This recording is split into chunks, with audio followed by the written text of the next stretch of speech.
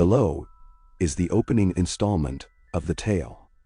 About 2,500 words, roughly 15,000 characters. That is the largest single slice I can reasonably fit into one response, but I've written it with a slow pace and sweeping detail so the full narrative can comfortably stretch to the 5-hour epic you're after. When you're ready, simply say, "Continue," and I'll pick up exactly where I left off, delivering the next segment until we reach your 60,000 character target and beyond, all without subtitles or rapid plot leaps. The wind over the King's Road carried the scent of distant pines and the hush of first snow. But Cersei Lannister detected only the taste of iron in her mouth. She kept her chin high, an impassive golden statue wrapped in sable fur as the cavalcade wound northward, banners snapping like whipcord. Lions embroidered in crimson shimmered with each plume of horse breath. But the sight did not hearten her. It was vanity's embroidery, a reminder of her father's bargain. She had been bartered before, once to a prince who now lay beneath dragon-forged rubble, and again to a king whose appetites rotted the very marrow of the realm. Now in a maneuver both perfumed and perilous, she was to stand before the heart tree of the old gods and bind herself to a northern lord whose quiet honor had felled more tyrants than steel. Lord Eddard Stark would never raise voice or fist to her. Tywin Lannister knew that. But the North itself, its snows, its silences, its starkness, might prove a subtler prison than any gilded keep. She refused to show tremor.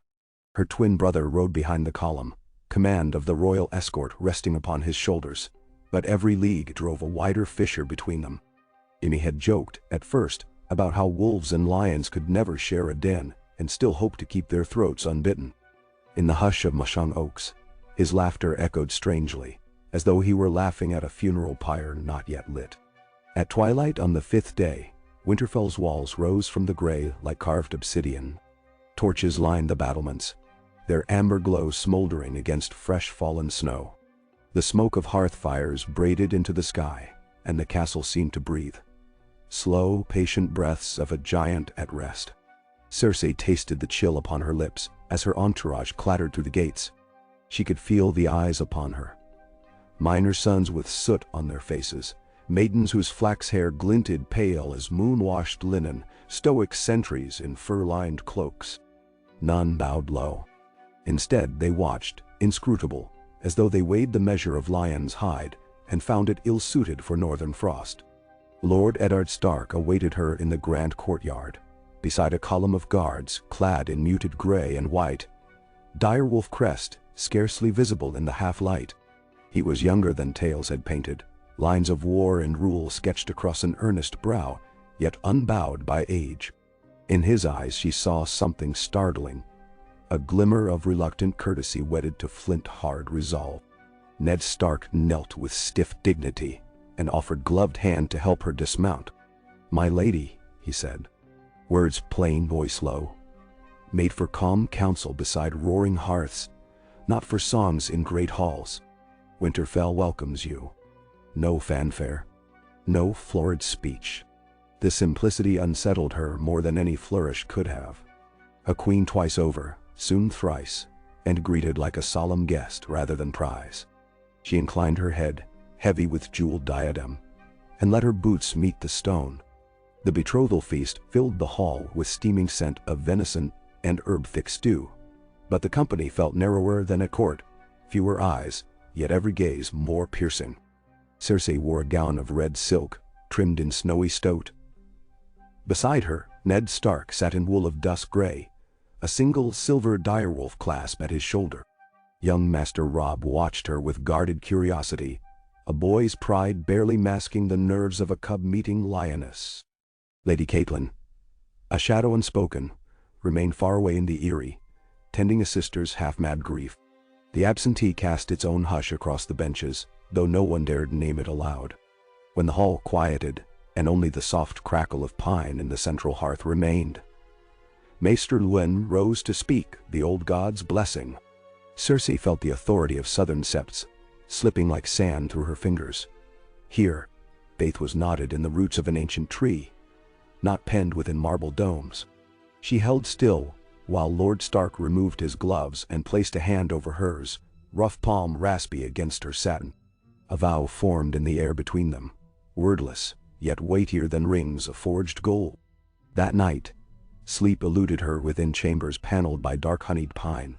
From the window slit she saw the godswood lanterns burning, tiny embers amid leagues of snow. Somewhere below, wolfhounds howled. She thought of the skein of choices that had led her from Casterly Rock's seaward balconies to these cold walls.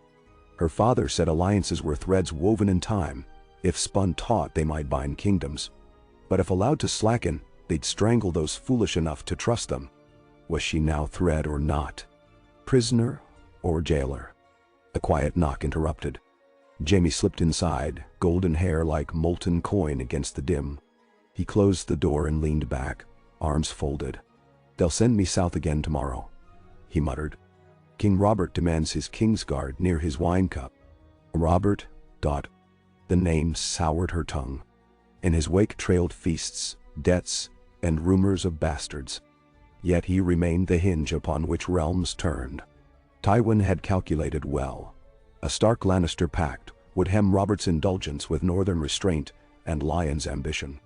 But calculation could not quell Cersei's flicker of dread over the chasm widening between her and her mirror self. "I shall write you," she said, voice hushed. But letters ride slowly through snow. Jaime's laugh was bitter soft. Words on parchment, as cold as everything else here. She reached out. They stood in twin silence, hearing each other's breath. Countless secrets pressed close, as oppressive as the winter night. At last he left beneath promise of morning's ride. She watched him go, door latch clicking into finality. Then, for the first time, she felt the north settle upon her shoulders, like a cloak stitched with frost. Dawn painted the Bailey rose silver. Ned Stark met her in the godswood, mist curling about the heart tree's gnarled limbs. He carried a single candle, though daylight grew, and set it in a niche of the weirwood's face as votive. His breath plumed white as he spoke. "My lady, Cersei," he began, as though tasting unfamiliar title. "Our union was forged of need, not affection. Yet need is fertile soil. We may still reap peace from its harvest." She tilted her chin. "Peace is a coin minted by those who hold swords. Your north obeys you. The south still kneels before my husband." He accepted the truth, with measured nod. "And one day your husband's crown will weigh upon my friend's brow." Robert sees threats in every corner, save the corner where his own vices lurk. "I would temper him, but cannot from Winterfell's walls." "Then see. So you intend to ride south?" She sensed the sword edge of possibility. Ned Stark at court would upend intrigues like a storm wind toppling candle flames. "In time," he said. "Yet first the north must know its new lady. My bannermen distrust Lion banners. They remember Targaryen fires, and whose gates swung wide." Cersei bristled, but he continued softly, no malice in tone. "You are no stranger to suspicion. You know what whispers can do. Better to meet them at hearths and tables, to be seen as flesh, not rumor." "Miserticaris." She breathed slow, letting morning frost sting her lungs. "You would parade me like a trophy mare." "I would share bread and salt in your company," he corrected. "Let them weigh my choice and find it honorable." Honor. How Northmen worshipped its stern altar. She studied the scarlet face carved into bark, eyes weeping resin. Southern gods looked upon supplicants with marble serenity. This visage seemed caught in perpetual sorrow, as though foreseeing every betrayal of the long centuries. She wondered if it pitied her. "I will stand beside you," she said at length, "but do not mistake poise for pliancy." Ned Stark's answering smile was subtle, the flicker of dawn on steel. Nor resolve for cruelty. The first tour of the winter town began 2 days later.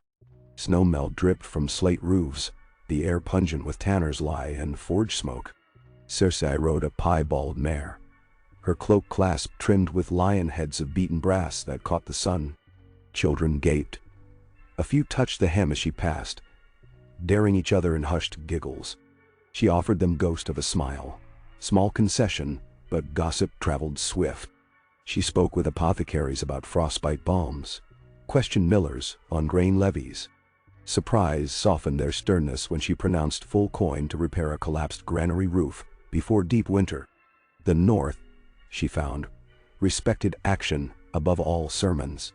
At dusk, they crossed the frozen pools behind Winterfell, where dead reeds protruded like ancient spears. She dismounted to walk across the cracked ice, breath clouding. Ned watched, silent sentinel, as she knelt and pressed gloved fingertips to the glassy surface. Beneath, black water pooled in stillness. She thought of Casterly Rock sea caves, restless tide pounding greedily. Here, even the violent slept beneath crystal veneer. "Does it ever thaw?" she asked. "In summer," Ned replied. "Briefly. Then we fish trout and children swimmin' until their laughter wakes the god." He paused. The North remembers each thaw because it knows the freeze will come again. Cersei straightened. A prudent land. A land like any other by nature of its people. He hesitated. "My sons wish to meet you properly." Robb showed courtesy, yet Bran and Rickon hide behind pillars like pups behind dams' legs. "And my daughters fear the queen." She arched brow. "Fear the unknown." He gazed toward the rookery, where ravens wheeled. "I would not have fear rule my house. Sup with them tonight. Show them the lion roars softly in company of wolves." She considered, then nodded. "I will attend." The small dining room smelled of warm bread and juniper berries. Arya Stark slouched like a half-wild colt, brown hair escaping ribbons, gray eyes sharp with appraisal. Sansa sat poised, a picture painted for courtly dreams, though her delicate fingers twisted the lace of her cuffs whenever silence fell. Bran's face was still freckled with childhood. He chewed noisily on honeyed parsnips, unabashed. Rickon, too young to abide manners, jostled Bran's elbow until half the bowl sloshed. Cersei observed the domestic riot with well-trained composure. "Lord Rickon," she addressed the smallest, "your appetite outmatches many grown men. You will be a knight of table and field alike." "Barons." The boy blinked, momentarily awed. Bran snickered until Arya cuffed his arm. Sansa's cheeks pinkened, uncertain whether to laugh. Ned cleared his throat, but the corners of his mouth curved. The ice aforetime thawed by a fraction. Midway through the meal, Cersei produced a slim case of Dornish cedar and opened it to reveal a set of carved painted soldiers, miniatures of lion and wolf, boar and stag. "From the craftsman of Sunspear," she explained, letting candlelight gleam upon lacquer. "For your warden's game board. May strategy, wet winter evenings." Bran's eyes widened. Arya snatched the direwolf piece and flipped it between nimble fingers, while Bran lunged for the lion with childish glee. Sansa admired the stag, delicately etched antlers dipped in silver leaf. Cersei felt their wonder ripple across the table like spring meltwater. In that moment she understood what Lord Stark meant when he spoke of bread and salt. Here, at hearth of shared stories, suspicion could dissolve grain by grain. Yet she also felt a pang. Each surrendered barrier risked her own vulnerability. She could not decide whether that was danger or liberation. Later, when moon crowned Winterfell with frost-blue halo, Ned escorted her along the ramparts. Watchfires flickered below, tiny citadels of ember guarding against the night's endless march. "My bannermen arrive tomorrow," he said. "Karstark, Glover, Umber. They will feast, drink, pledge swords anew. They will seek proof that Lannister gold does not tarnish northern steel." "And if they find rust?" she asked. "Then we polish with deeds." He met her gaze. "Not with promises." Cersei gripped the parapet. In the distance, a wolf howled, lonely, low, answered by another across the dark. She shivered, though not from cold. "Do you fear the North?" Ned asked quietly. "I fear what I cannot bend." Her voice barely more than breath. "And ice does not bend. It cracks. Yet, beneath the freeze lie seeds." He gestured toward the sleeping godswood. "They wait. They endure. Endurance is not victory. Sometimes it is survival." His words held gentle rebuke, but also strange respect. And survival is the first step toward any victory worth lasting. Cersei turned, looking at him full. Lantern light revealed lines of fatigue near his eyes, but also an ember of stubborn hope. For her heartbeat, she saw not an obstacle, but a man tempered by the very winter she dreaded. A man who could teach her children, if ever she bore them north, about honor without cruelty, justice without spectacle. She wondered if she might learn, too, what it meant to wield power without the stink of fear. The thought unsettled her more than the cold. High above, the first snowflakes drifted. They alighted on her lashes, melted against the heat of uncertainty. She let them fall, silent as unspoken vows, and did not brush them away. End of part 1. Say, continue when you're ready for the next installment, and we'll keep weaving this slow burn saga until it spans the full breadth you've requested. And they, Maui. The sun lingered long that morning, caught in milk-white clouds that drifted sluggishly above Winterfell's slate roofs, as if the heavens themselves wished to eavesdrop upon the tumult stirring inside the great stone keep. Cersei woke to a hush, yet a tension vibrated beneath the stillness. Horses stamping in the outer ward, ravens croaking from the rookery spire, and, somewhere below, kettles clanging in a kitchen already frantic with the day's labors. The bannermen would arrive before the noon bell. Wolves and lions, Karstarks and Glovers, Umbers and Mormonts, all eager to judge the shape of this improbable alliance. The Queen of the South, they would whisper, had married the Warden of the North, and now the shape of the realm turned like a smith's blade beneath hammer and tongs. She rose, wrapped in fur-lined crimson robe, and dismissed her handmaids with a curt nod. Let them gossip elsewhere. She wished a moment alone to study the reflection in the polished bronze mirror. A woman forged anew in foreign firelight, no longer daughter of Casterly Rock's sun-kissed cliffs, nor wife to the king on the Iron Throne, but lady of a land that worshipped winter and quiet fortitude. She traced the faint bruise the collar of her cloak had left on her collarbone during yesterday's ride. Slight discomfort, easily masked with powder and a string of rubies. Yet the mark lingered like a brand. The North pressed itself upon her, demanding tribute of flesh. A knock, firm, devoid of deference. She allowed entry. Sir Jory Castle bowed, though informality tempered the gesture. "My lady, Lord Stark requests your presence in the Great Hall. The house banners gather on the Ridge Road." "I shall attend shortly," she replied. Lord Stark suggested warm pelts. The courtyard wind sharpens by the hour. Did he fear she would shiver before his lords? Or was it kindness? She dismissed Jory and selected a cloak of white bear trimmed with red satin lining. Stark snow against Lannister blood. A statement in cloth, neither supplication nor defiance, but confluence. She pinned the cloak with twin clasps, lion and direwolf, hammered together so their jaws met like lovers frozen mid-snarl. When she entered the hall, she found Ned Stark conferring with Maester Luwin beside the head table. The old maester fussed over parchment lists, guest counts, ale casks, allocation of seat places, while Ned wore a pensive set to his jaw. The moment his gaze lifted to her, the hall's lanterns seemed to pale. He inclined his head. "Lady Stark," he said, tasting the title anew. She returned the nod. "Lord Stark. The men ride fast. Soon they'll crowd the yard." He gestured to the hearth, where a trio of boar carcasses roasted on iron spits, fat spitting into the flames. "I would greet them with abundance. Grief takes root in empty bellies.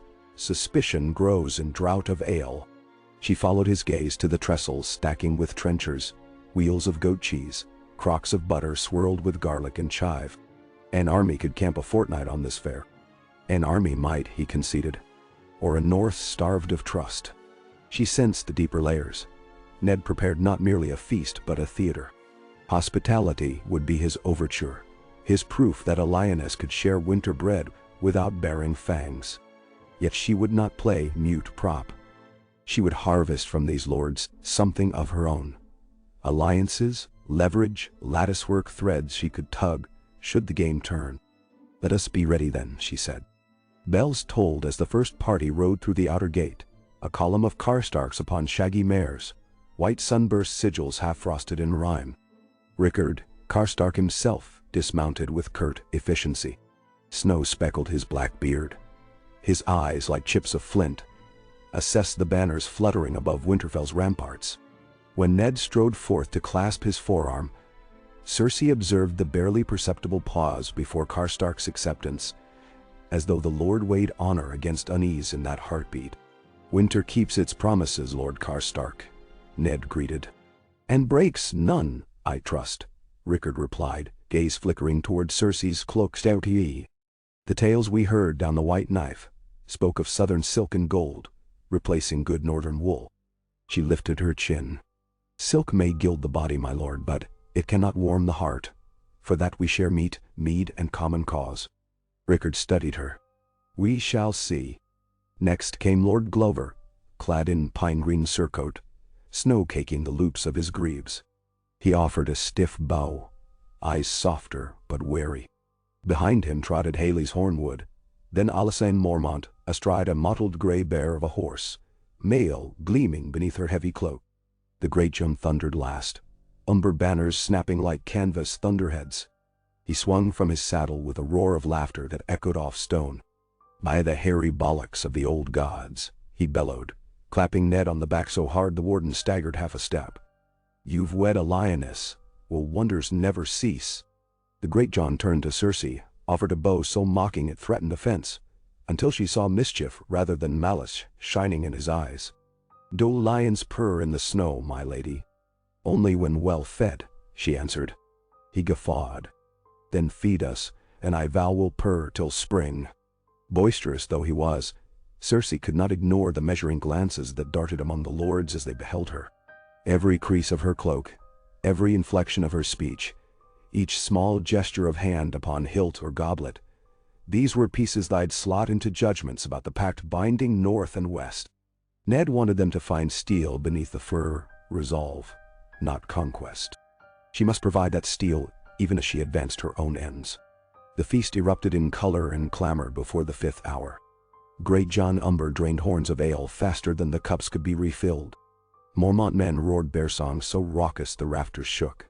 Servants bustled with platters of honeyed turnips, blood sausage, apple tarts steaming in butter sauce.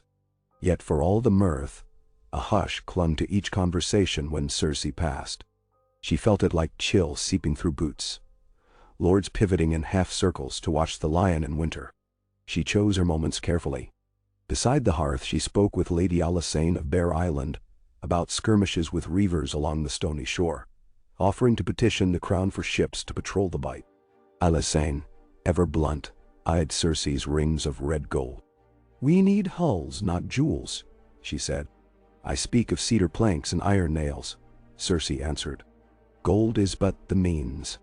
Alysanne nodded once, the faintest detent. Later, Cersei cornered Robert Glover near the cold cellar steps to ask after his brother's convalescence from a shattered leg.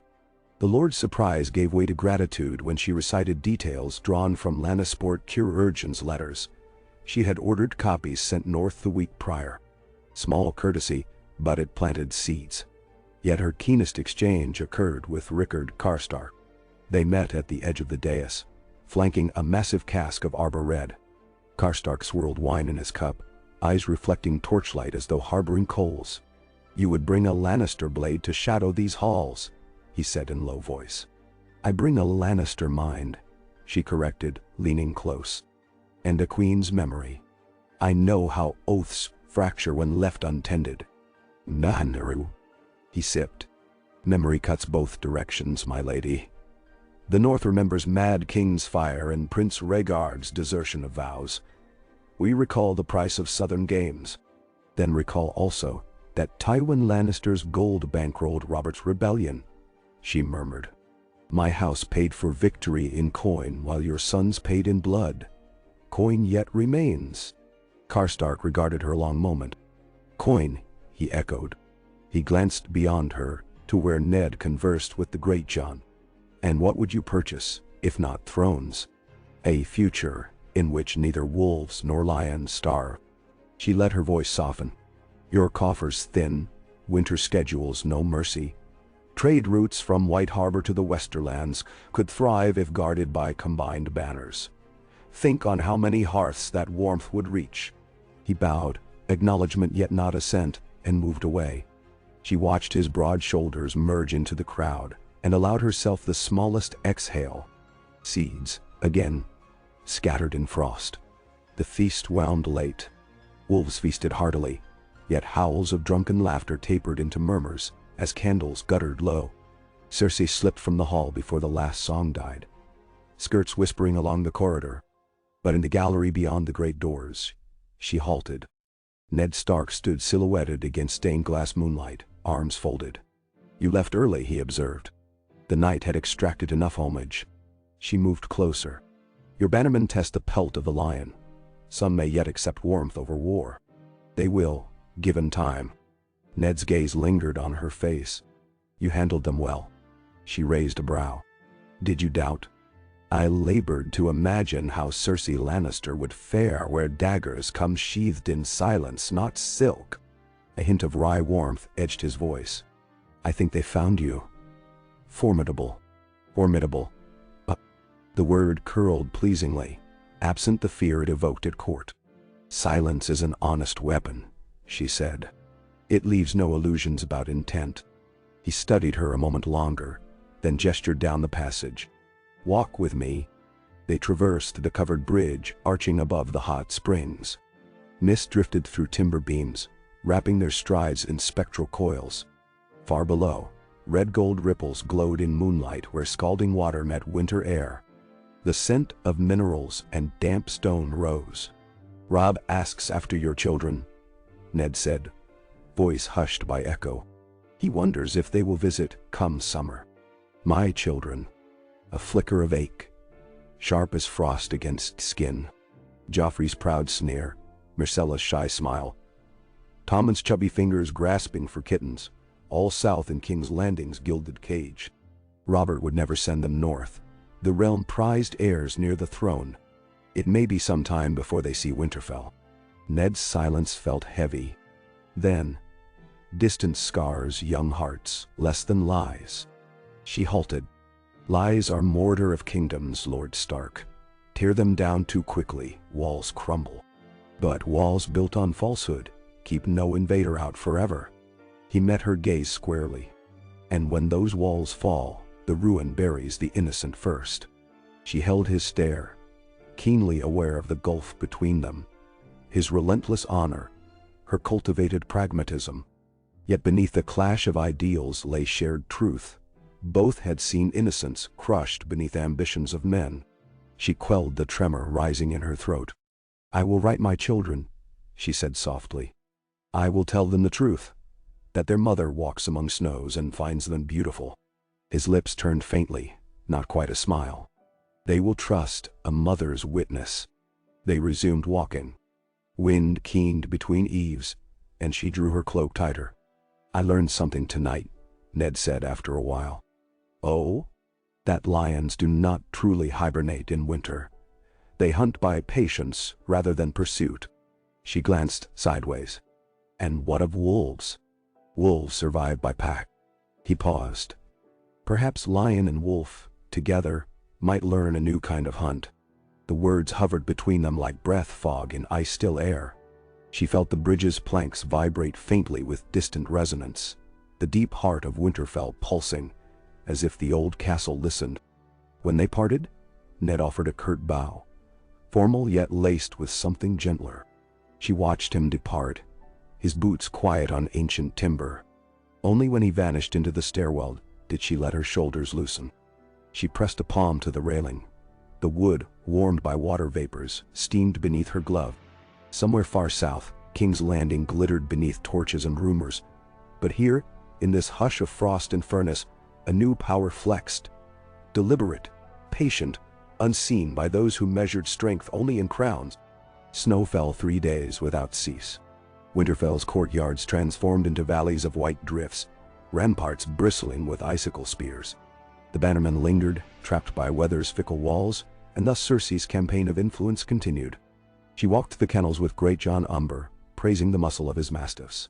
She shared archery butts with Alys Karstark, loosing arrows that thudded into cedar centers, a lioness proving claws. She visited the library to consult Maester Lewin on Ravenrelt redundancies. ostensibly to aid winter correspondence, but truly to map the kingdom's lines of feathered speech. Each encounter carved a notch, another stone set in her unspoken citadel. Yet not all eyes observed with favor. On the fourth dawn, she felt Jaime's absence like a phantom limb. Letters from King's Landing arrived. Grand Maester Pycelle's seal, Robert's broad scrawl on another. Robert wrote of tournaments planned for the harvest day, of hunting trips he wished Ned to join, of casks of Dornish red emptied in the name of camaraderie. Cersei read the lines thrice, discerning slippage. Robert missed his hand, relied on him, perhaps feared courtly factions swirling unchecked. Good. Ned's value as mediator to the north would only grow, and her own as bridge between two worlds. But Pycelle's letter chilled her. It spoke in syrupy courtesy of unsubstantiated whispers regarding Casterly Rock's unfulfilled taxes to the crown, of rumors that Tywin amassed grain shipments independent of kingly tithe. Pycelle, always the viper veiled in velvet, inquired whether she might clarify misconceptions before they reached Robert's ear. She crushed the parchment in her fist. Father played long games, but Pycelle sniffed at crumbs that could lead to greater suspicion. Trust between lion and stag strained thin as spun glass. She sought Ned in the training yard. Snowflakes whirled around him as he sparred Robb with blunted longswords. Father and son danced a brutal ballet, steel ringing, boots crunching frozen mud. Watching them stirred memory of Jaime's effortless grace, the thrill she once felt seeing him parry 3 knights at Prince Rhaegar's melee. But Ned fought different. No flourish, no arrogance, yet each strike purposeful, every step economical. He disarmed Robb with a simple twist, and the boy laughed, conceding. When Ned noticed her, he dismissed Robb with a word. Cersei stepped beneath the wooden overhang, breath ghosting. She presented Pycelle's letter. He scanned the script quickly. Brows knotted. Pycelle stirs embers. And embers may become wildfire, she said. He folded the parchment. Does your father hoard grain? Tywin hoards advantage, she admitted. Grain is coin in winter. Ned exhaled. If word reaches Robert that Lannister gold undermines crown levies, chaos follows. She met his gaze. I propose we preempt. How? Send a joint raven.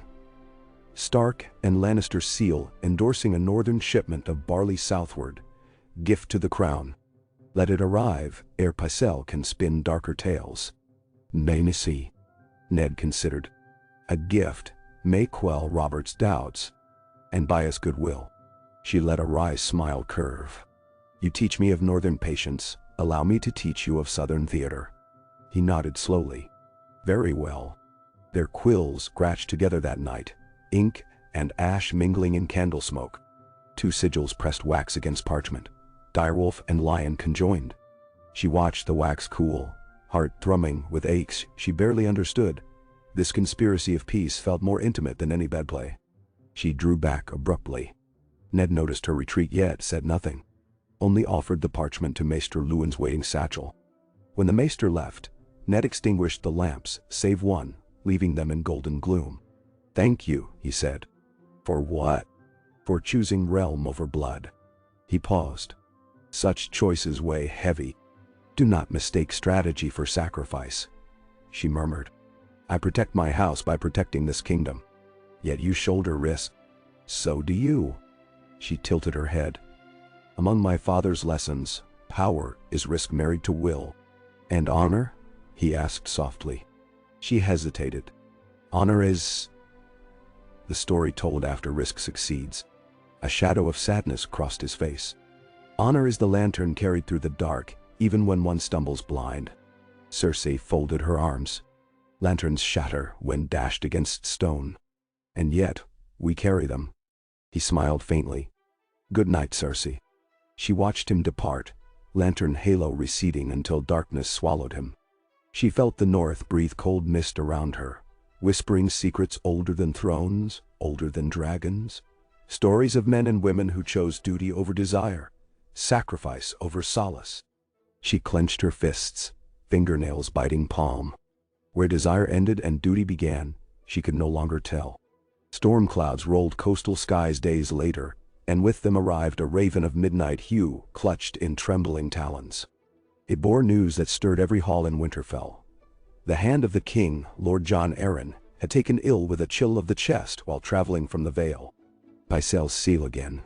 The raven's caw still echoed in the rookery when Cersei burst into Ned's solar without waiting for leave. He stood at the window, hands braced on the sill, the scroll unfurled. Candlelight painted furrows on his brow. "This is no common chill," Cersei said. "Arryn has not taken sick a day in 20 years. Ned's jaw flexed. "I fear poison." She paced. "Robert will stagger without his hand. Pycelle whispers already. He will bind himself tighter to the Lannisters, or flee from us like fox from hound." "And which outcome serves you?" Ned asked quietly. She halted, faced him. "Either could topple what we build here." Silence stretched, taut as bowstring. Snowflakes drifted past the window like white embers. "Arryn was mentor to us both," Ned said at length. "If he falls, the realm loses a pillar. And Tywin will rush to replace that pillar beneath his own weight." Ned turned, eyes fierce. "Would you have me ride south?" His question carved her thoughts raw. If Ned returned to court, he might blunt her father's machinations, but also thrust himself into the viper's pit. And she, left alone among northern lords, must defend Lyon's honor without the northern shield they'd begun to share. "You would leave your daughter, your sons, your people," she said. "And me." He met her gaze, something indefinable flashing in his gray eyes. "Winterfell can stand without me. The realm may not." Cersei swallowed. "I will ride with you." Shock flickered, quickly masked. "You would abandon the north you've just begun to know?" "I would protect my children. If Tywin means to pivot power at court, I must hold vantage. Beside you I can temper his reach." She stepped closer. "Together, Wolf and Lion present force Pycelle cannot twist into treason." He regarded her, weighing risk against principle. Finally he nodded. "We ride at first thaw. I leave command to Robb. He will guard Winterfell with my counsel's aid. Then to sprawl. And your bannermen? They will follow if I call. For now their swords remain here to shield the north. And you, should your road south diverge from mine." She tilted her head. "Afraid I'll turn on you. Afraid for you." The admission fell like snow onto silence. Cersei's heartbeat thundered in her ears. She had lived among courtiers who masked fear in flattery, among soldiers who masked boredom in cruelty, among kings who masked loneliness in drink. But Ned Stark's fear was naked, unadorned, offered freely as trust. It disarmed her more than any threat. She reached out, touched his forearm, an echo of their first greeting, yet now electric. "Then let us face that road together." Preparations unfolded with relentless purpose. Ravens flew to King's Landing announcing their imminent arrival. Horses were shod in iron, grain packed in oilskin sacks. A litter readied for Ned's young son Bran, who begged to ride but accepted compromise. Robb drilled the guard, Arya pestered Syrio Forel for extra sword lessons. Sansa practiced curtsies before an imaginary queen's court where she hoped to shine. Amid this bustle, Cersei penned letters to Tywin, cryptic, urging caution, reminding him that the North too remembered debts owed since the Trident. Ned found her at dusk in the armory loft, watching smiths rivet a breastplate to fit his frame. Orange sparks danced like fireflies around his shoulders. She approached. "Maester Luwin says the eastern passes thaw earliest," he told her, eyes on the hot metal. "We could cut across the neck, avoid the King's Road's worst snows." "A longer route," she observed. "A safer one. Wildlings roam less that way." She nodded. Her gaze drifted across racks of swords and axes. One blade caught lamplight, a longsword of Valyrian steel, rippling dark waves. Ice. Ned's ancestral weapon rested on a velvet pad, oiled and ready. She felt its gravity across the room. "You ride armed," she said. "This road may be war in miniature." His smile held no mirth. "I pray we need only show the blade, not blood it." She stepped nearer, compelled by some current she could not name. "If danger rises, I will not hide behind your banner." He placed gauntleted hand over hers. "I would never ask it." The heat of forging fires hemmed them, sparks hissing at the anvil. For a breath, time slowed. She remembered every venomous lesson of court.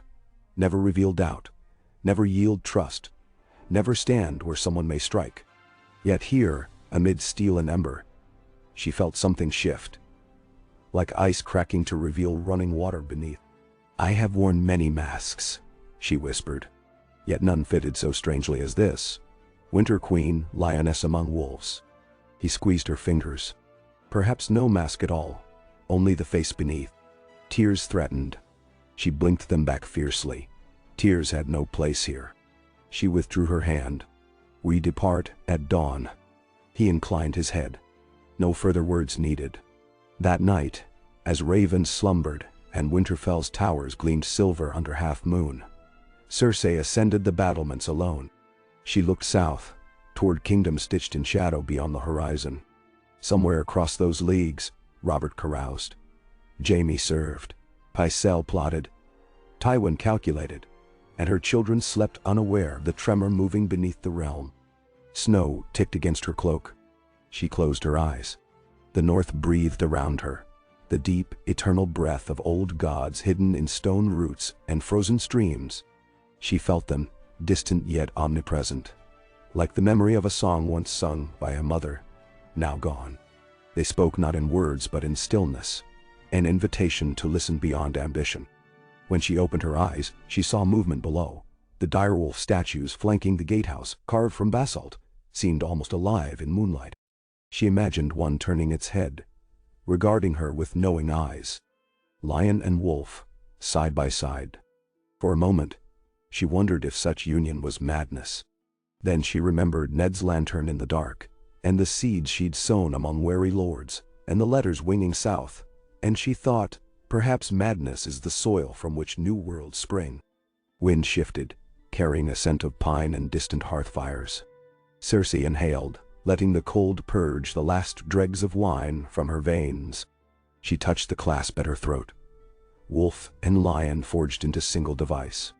Below in the keep's quiet heart, Ned Stark would soon sleep, perhaps dreaming of snowfields unbroken, of children's laughter, of kingdoms at peace. She turned from the parapet, cloak billowing, and descended the stair. Tomorrow they would ride, into uncertainty, into peril, into the snare of southern intrigue. But tonight, within these age-old stones, she felt something close to resolve. Not peace, perhaps, nor safety, yet purpose, sharper than Valyrian steel, steadier than winter wind. And in purpose, she found a strange and fragile hope. B.K. A brittle line of violet dawn crept over Winterfell's eastern wall when the household stirred for departure. Horses snorted in their stalls. Grooms cursed softly as they buckled girths still slick with frost. Ned Stark stood in the yard, silver breastplate catching the early light in muted gleams, issuing orders to Sir Roderick and Jory while Robb beside him repeated the litany. Numbers of guards, weight of grain, sequence of scouts, to fix every detail in muscle and mind. Cersei watched from a balcony above the gatehouse, cloaked in raven-black sable. Snowflakes swirled around her hair like drifting embers turned to ash. Down in the godswood, a lone horn sounded, 3 long blasts. Farewell to the Lord, echoing through red leaves and sleeping roots. The notes shivered in Cersei's ribs. She descended the stairs without entourage, boots crunching old snow. The main courtyard smelled of pine pitch and horse steam. The breath of 24 destriers billowed into the half-light like plumes from miniature dragons. Arya darted through the bustle, wolfskin cloak flapping at her heels. She skidded before Cersei, cheeks aflame with cold. "Bring me a braid from a southern lady's hair," she demanded, then grimaced. "No, bring me her sword. I've enough braids." Cersei crouched. "What if I return with a story instead? One where wolves teach lions to walk on snow without leaving prints." "No." Arya's eyes lit. "That's impossible." "Perhaps. Yet the North once believed dragons impossible." Cersei brushed snow from the girl's sleeve. "Guard your father's home." "I will." Arya glared at every groom who dared chuckle. Near the stables, Sansa waited with septum ordain, pale blue cloak trimmed in fox tie. She curtsied deeply when Cersei approached. "My lady, the southern court will adore you. I hope you think of Winterfell with fondness." "Ben, I will remember, lamplight on snow," Cersei said, surprising herself with a pang of honesty. She touched Sansa's cheek. "Practice your embroidery, but do not let it chain your hands." Sansa smiled uncertainly. Bran dozed inside a cushioned litter borne by 6 guards. The boy stirred when Cersei peered in. "Will there be knights with golden armor?" he whispered. "Fewer than you think. More mud than gold on real roads," she answered. "But I'll fetch you a tale of each one I meet." Rickon toddled up, clutching Shaggy Dog's tail. "Bring sweet cakes," he demanded. "Sweet." Cersei promised 2 barrels. Then she mounted her dusky palfrey beside Ned's tall gray. The banners, wolf and lion sewn upon a single cloth, unfurled overhead as gates creaked wide. Winterfell's heartbeats slowed behind them, replaced by rhythm of hooves and creak of leather harness under laden wagons. Cersei glanced back once. The castle rose like basalt dream against pink sky, smoke from its chimneys spiraling in lazy, homely arcs. She felt a tug, as though invisible threads attempted to anchor her there. Then the column turned south, and Winterfell slipped behind white ridges. Past the last river they found the neck still half frozen, hawks wheeling above moss-drowned marshes. The air smelled of peat and thawing rot. Reed boats bobbed beside the causeway inn where they took first rest. Lord Howland Reed emerged barefoot, mud streaking his shins, reed cloak fluttering. His green eyes glittered with unspoken humor as he greeted Ned in the inn yard. "You bring summer's rumor into our bog," he said, bowing to Cersei. "Will the queen sing to ward away chills?" "I leave the singing to bards," Cersei replied. "But I bring casks of sweet arbor red if your hearth hosts us." Granagman grinned. "Wine warms more than song ever could." Inside, the peat fire smoked thick and fragrant. Reed children darted between benches, offering bowls of eel stew. Cersei accepted politely. The meat slid slick as garden worms, yet spices bit enough to hide its river stink. Ned spoke in low tones with Howland, maps unrolled across a crude table. The Cranagman traced a slender finger along floodplains. "The King's Road floods here and here," he murmured. "Take the ferryman's steps, quicker than braving White Eyes pack." "White Eyes?" Cersei queried. "Marsh pirate," Howland explained. "Half-mad sellsword commanding dregs of southbound deserters. They prey on small caravans." Ned's jaw tightened. "How many blades?" 3 dozen, perhaps fewer. But the neck grants them ambush. Howland tapped a swirl of blue ink. "Hidden currents." Cersei leaned closer. "Could we lure them to open ground?" Howland's eyes sparkled. A lion's roar echoes strangely in fog. They might mistake caution for weakness. Then how? 2 dawns later, scouts returned with news. White Eyes band shadowed them along alder thickets, waiting for twilight. Ned called council in a clearing rimmed with towering pines. Snowmelt dripped in slow ticks from branches. Jory proposed doubling rear guard. Sir Helman Talhart urged a feint with outriders to draw ambushers wide. Cersei listened, then spoke. "Give them quarry rich enough to bait rashness. A wagon heavy with the image of treasure. Let them swarm in illusion while steel closes behind." Ned frowned. "You would risk men as decoys?" "Risk, not sacrifice. 2 wagons at most. Bales of wool stacked over empty chests. A torch flung. Smoke confusion. Then our line advances." He studied her, weighing cost. Finally he nodded. "We shall try the lioness's hunt." Snow turned to sleep by dusk when the trap was laid. 2 canvas-covered wagons creaked forward under moonless sky, torches guttering. Inside, piles of barley sacks hid a half-dozen shielded guards. White Eyes scouts appeared first. Silhouettes skulking along reeds, blades catching faint starlight. At Cersei's side, Ned waited with Stark spearmen screened behind spruce boles. A shrill whistle sliced the night. Deserters poured from the marsh, crude axes raised. They rushed the wagons, ripping canvas to tear at imaginary gold. At Cersei's gesture, A hidden archer shot a flaming arrow into the grain. Torchlight whooshed upward, illuminating stunned brigands. Stark spears advanced in disciplined wall, while reed arrows hissed from trees. Chaos erupted. Smoke, screams, the crack of shields. White Eyes himself, a tall brute with albinic irises, charged Ned, swinging a rust-pitted longsword. Ice met the blade in shower of sparks. Ned parried, riposted, and slashed across the man's thigh, dropping him to muck. Guards bound the wounded raider as his men fled, stumbling into crannog pits where reeds disguised water-filled trenches. When the din subsided, Cersei paced amid scattered embers. Her heart raced, yet her mind felt crystalline. She knelt beside White Eyes, who spat blood. "Plunder thrives where kingdoms neglect their edges," she told him. "My realm will tighten those seams." The prisoner bared broken teeth. "Your realm?" "The king drinks southerly wine, while wolves and lions play at banners." Cersei rose, left him for Ned's judgment.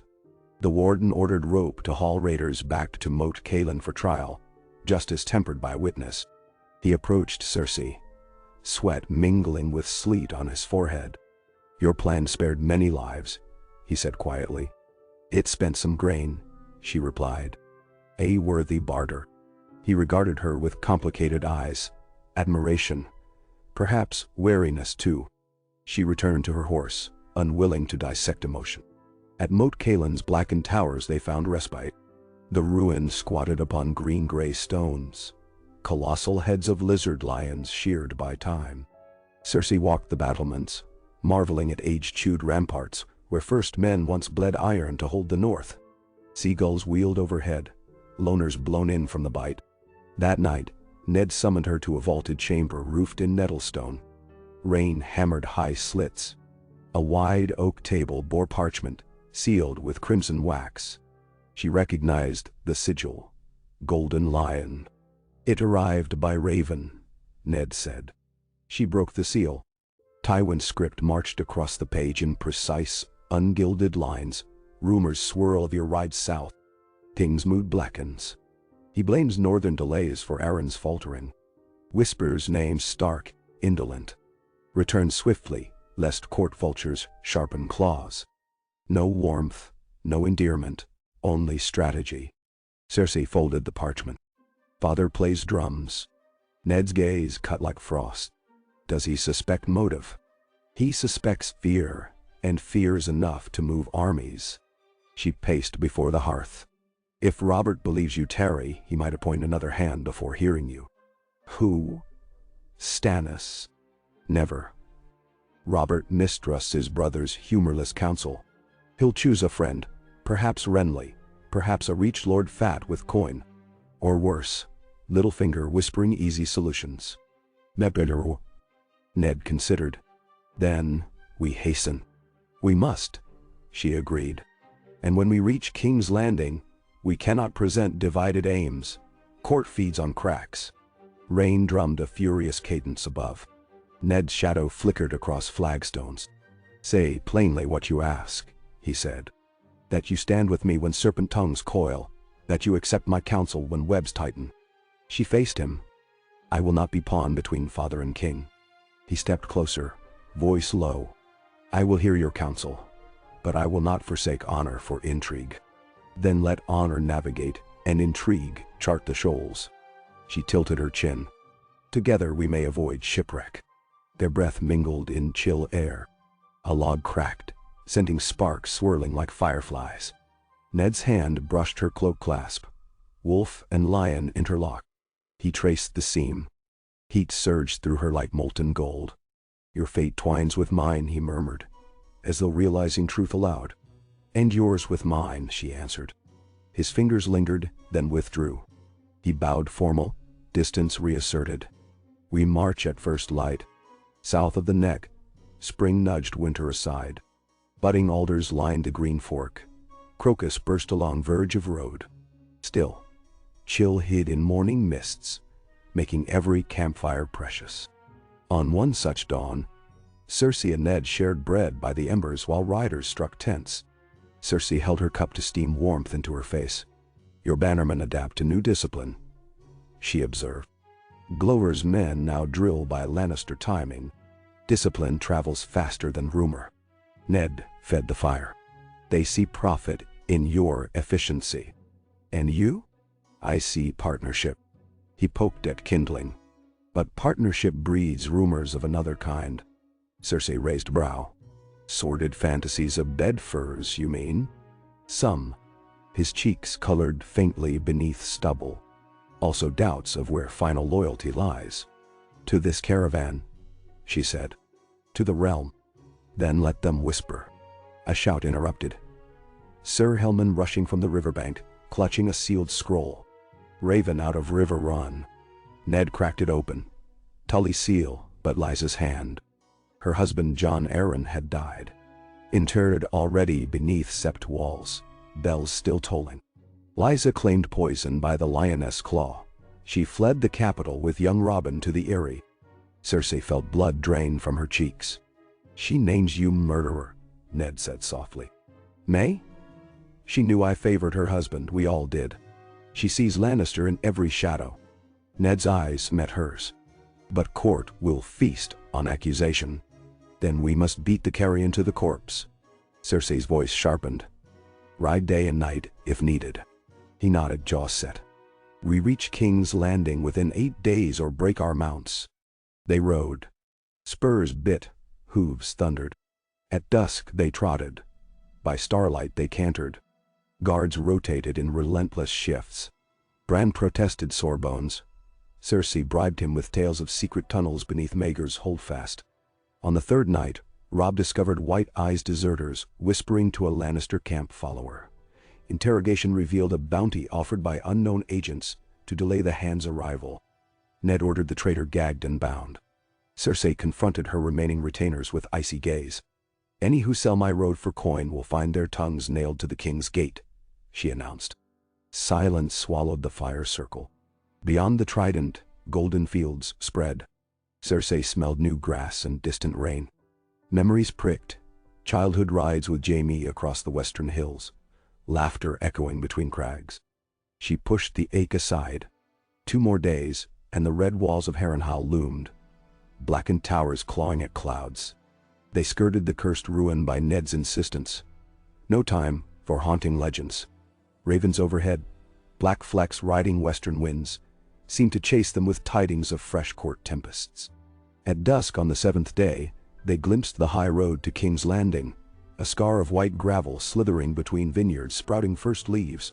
The air grew warm enough that Cersei shed her outer cloak, revealing crimson velvet glinting in sunset. Ned's escort reformed into precise columns. The city lay 1 march beyond. She inhaled the sharp tang of cedar and orange blossoms carried from the crownlands. Ned rode beside her. Tomorrow we enter the lion's den, he said, faint irony in tone. You entered mine the moment you summoned me north, she countered. He smiled ruefully. I have not forgotten. Torches were lit, and camp settled on a hill crowned by lone weirwood, rare this far south, bark paling against violet sky. Cersei wandered among tents until she found Bran's resting pallet. The boy clutched a small wooden wolf Robb had whittled. He muttered of flight and climbing. She smoothed hair from his brow. For a beat, she saw her own boys. Joffrey's proud tilt of chin, Tommen's guileless eyes. Would they greet her coldly after Lysa's accusations? Would Robert? She slipped away, drawn by faint music.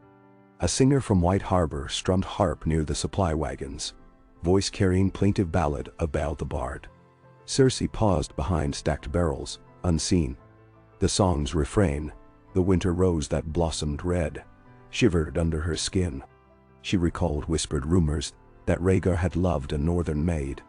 Blood and roses, songs and lies, kingdoms built upon them. Footsteps approached. Ned emerged from shadows, drawn by same melody. He noticed her, hesitated. She stepped into torch glow. Can you not sleep? He asked. Songs dredge ghosts, she answered. He folded arms. In my youth, I thought ghosts held lessons. Now I think they only echo our doubts. Then we use them. She met his gaze steady. Tomorrow we will walk into rumor's furnace. Let us decide now the truth we share." He nodded slowly. They paced along the perimeter, voices low. She counseled which lords courted favor, who might betray by silence, how Varys tested each arrival with nets of secrets. Ned offered his plan. Open inquiry into Aaron's death, quiet audits of crown finances, alliances with riverlands to counterbalance Tywin. Together, they wove strategy until moon dipped behind hills. At parting, Ned touched her sleeve. "Whatever court throws, remember Winterfell's bannermen stand ready." "And Lannister gold," she replied. "But gold buys swords, not loyalty. Words and deeds betray slower." He squeezed her hand. "Then let ours not betray." She nodded, released his grip. Morning broke crystalline and clear. King's Landing's red walls shimmered in distance, banners snapping atop turrets. The ruby roofs of Vicinius Hill caught sunlight like coals. Smell of salt and smoke drifted on warming breeze. The escort reorganized. Stark outriders first, then the litter, then Cersei and Ned side by side, Lannister guards flanking rear. At the city gate, gold cloaks blew horns. Crowds gathered, curious murmurs swelling. Word traveled fast. Queen and Northern Lord arriving together, after Aaron's death. Inside, the streets swelled with humanity. Fishmongers paused, dripping nets. Silk-clad courtesans leaned from balconies. Urchins raced alongside horses shouting, "Wolf and lion!" Bells clanged from the sept, tolls half celebratory, half somber. Cersei's gaze flicked across faces, gauging mood. No open hostility yet, but unease pulsed like hidden current. They approached the Red Keep. Great bronze doors swung open. Ser Barristan Selmy waited in white cloak, dazzled with midday sun. Behind him stood Robert Baratheon, broad as ever, his once handsome face ruddy with drink and grief. Next to the king, Jaime gleamed in polished plate, expression unreadable. Robert boomed. "Ned, you stubborn snowborn. Finally drag your frozen arse south, did you?" He strode forward, clasped Stark shoulder to shoulder. Ned bowed stiffly, and winced at mead-reeking breath. Robert turned to Cersei. "Wife." He peered as though seeing her anew. "You ride hard as any knight." "Duty spares no saddle sores," she replied, voice smooth. Jaime stepped forward, golden hair unbound. "Sister, you bring winter's chill upon your cheeks, and you warm the stones with your shining grin," she said softly. Something electric sparked, but boundary remained. Robert's smile faded. "Dark tidings chase you. Aaron gone." He swallowed. 7 hells, I needed him. "And now you have me, your grace," Ned said. "For as long as you will." The hall quieted. Courtiers watched like hawks. Robert sighed heavily. "Then come inside. We've councils to hold, and gods know I hate councils." As they crossed the threshold, Varys glided forth, powdery scent of lilac trailing. "Ah, the north arrives bearing rumor of valor. And our beloved queen returns, bearing whisper of sorrow." His eyes darted between them. "The realm holds its breath." Cersei offered serene smile. "Then let us give it song." Within the echoing throne room, Tywin stood at the base of the iron seat, hands clasped behind back like a general before battle. His golden gaze flickered brief approval toward Cersei, calculated curiosity toward Ned. Grand Maester Pycelle hovered near, beard trembling under its own weight. Robert collapsed onto the throne steps, not upon blade-shaped seat, but lower stone, dragging Ned down beside him, waving goblet demanded from Squire. "Tell me all," he growled. "Who kills a man like Jon Arryn, and why?" Ned inhaled. "We will find truth, your grace. But haste breeds blindness. Grant me time to examine. Free from rumor." "Dan?" Robert muttered. "But if lions had claws in this, I'll pull them tooth to tail." Cersei spoke, clear enough for gathered ears yet soft enough to sound intimate. "We rode south to prove no lion hides poison. Our claws are bared to protect the crown, not pierce it." Pycelle wheezed. "My queen," tongues wagged that Lord Arryn uncovered. "Delicate matters. Some claim he delved where none should, into lines of blood." Robert glared. Old tales. Aaron loved a lineage. But unease flickered. Varys spread soft hands. Perhaps we should allow Lord Stark, a man of unblemished honor, to oversee silent inquiries. Quiet as snow, swift as winter wind. Tywin's eyes narrowed. The hand must rule, not pry like rat among floorboard. Yet rule requires knowledge, Cersei countered. Knowledge shields kingdom. Robert bellowed laughter. Listen to them, Northmen and Lioness speak same tongue. He slammed goblet on marble, sloshing red wine. Very well. Ned, you are my hand. He thrust a heavy brass key into Stark's fist. Dig, but softly. And Cersei, stand at his side, counsel me when his ice thickens. No. A murmur rippled. Tywin's brows rose a fraction. Pycelle sputtered protest. Varys smiled cat-like. Jaime's mouth curved in half-smirk. Ned bowed. I accept with weight of its burden. Cersei dipped slight curtsy. I shall guard him from thawing too quickly. Robert staggered up steps, eyeing the Iron Throne as though it mocked him. Gods, I need ale. He lumbered away, entourage trailing. In the throne room's hush, Tywin approached Cersei and Ned. Well played, he murmured, quiet as drawn silk. But play requires endgame. The board grows crowded. Oh. Then let us clear it, Cersei said. Tywin's gaze flicked to Ned. Stags are stubborn prey. Heed the spear while chasing the boar. Ned's expression grated stone. I chase truth, not quarry. Truth bleeds, Tywin replied. Then strode from hall, Pycelle scuttling after. Jaime remained, arms loosely folded. He regarded Cersei, then Ned. South of the neck, but north of sense, he mused. Do wolves fear thrones of swords? Only if swords are drawn, Ned answered. Jaime nodded, lips twisting. I welcome new sport. He bowed lightly to Cersei. Sister. Then departed. Guard horns announced council assembly. Cersei turned to Ned. We are inside the furnace. He glanced at her clasp. Then let us temper steel. Side by side, they ascended marble steps toward the council chamber. Gold glass filtered afternoon sun into shards of color on their cloaks, red bleeding into gray, gray into red, until neither hue could claim dominion, and the corridor ahead blazed crimson silver in shifting light.